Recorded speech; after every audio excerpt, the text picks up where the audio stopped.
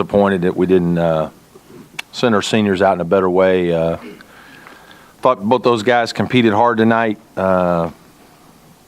Certainly were very productive, but we didn't make enough threes again. We haven't shot the ball from three well in the last 3 games. Offensively, besides that, I thought our efficiency was pretty good. But defensively, we had a hard time guarding them in the second half. I thought they did a better job of attacking. Thought we got whistled for a few fouls that probably got our guys a little tentative. And I thought some of the free throws gave them some confidence. And that combined with some missed layups and some missed three-point shots that you got to make, when teams are packing it in. That's for a long night. Thank you, Coach. It seemed like the seniors really wanted to put the team on their back and win on their senior night. Yeah, I mean they've played pretty well most of the year. They really have. I think Book has pretty much played like tonight almost every night. I think Milt's had some nights where he maybe hasn't shot it as well, but I thought he did a better job of finishing some plays around the basket. Boston College isn't the biggest team, but so I thought he did a better job of doing that, and he did a good job on the defensive boards again.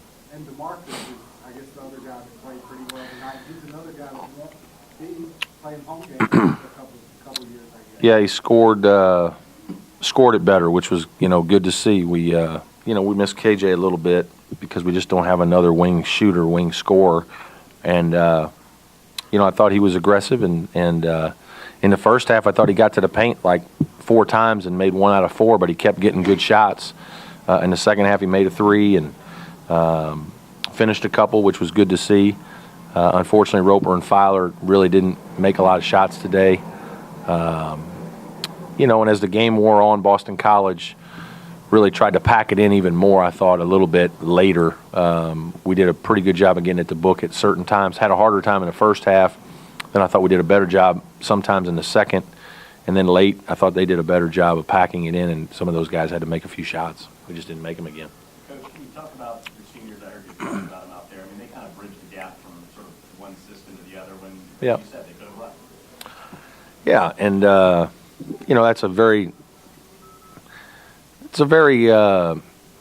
difficult time, the end of your freshman year in college and even your sophomore year. Those are the 2 times when you probably are most likely to transfer because you can still play, the same amount of years or more years somewhere else.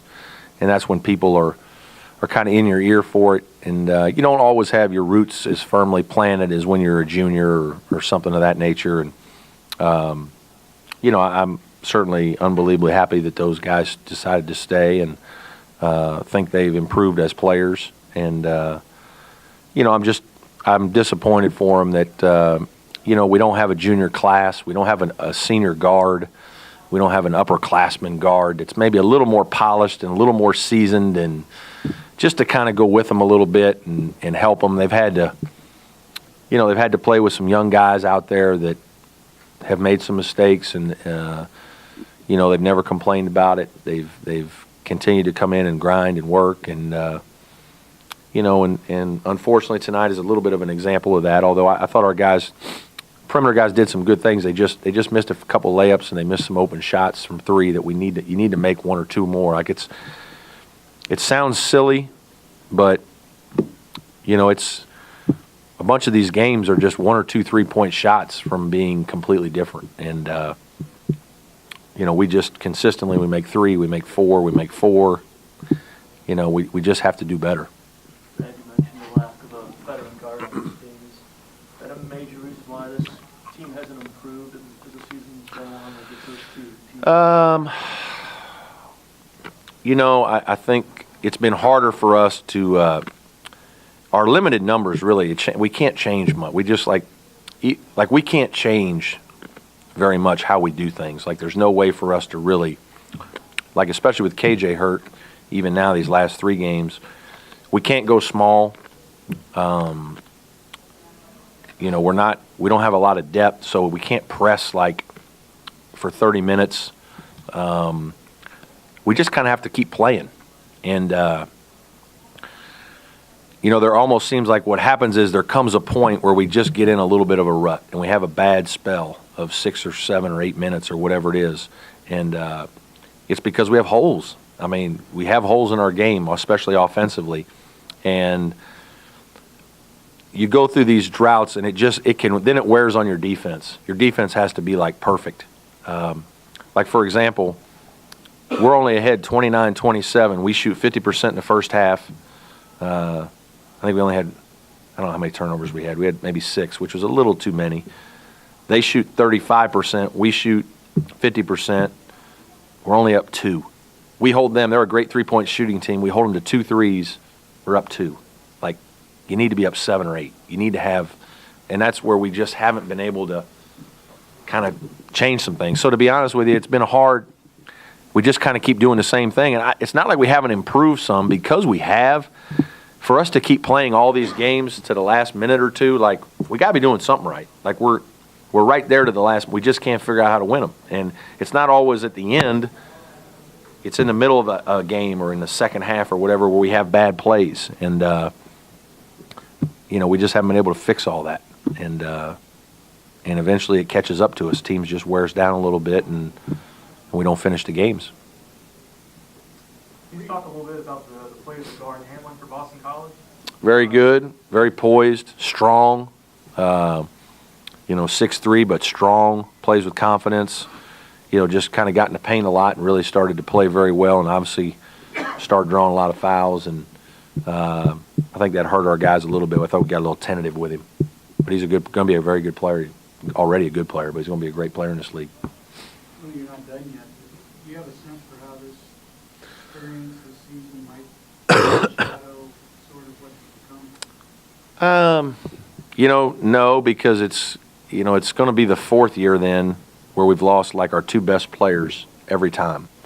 And that's hard, that you don't ever feel like you got your best guy coming back.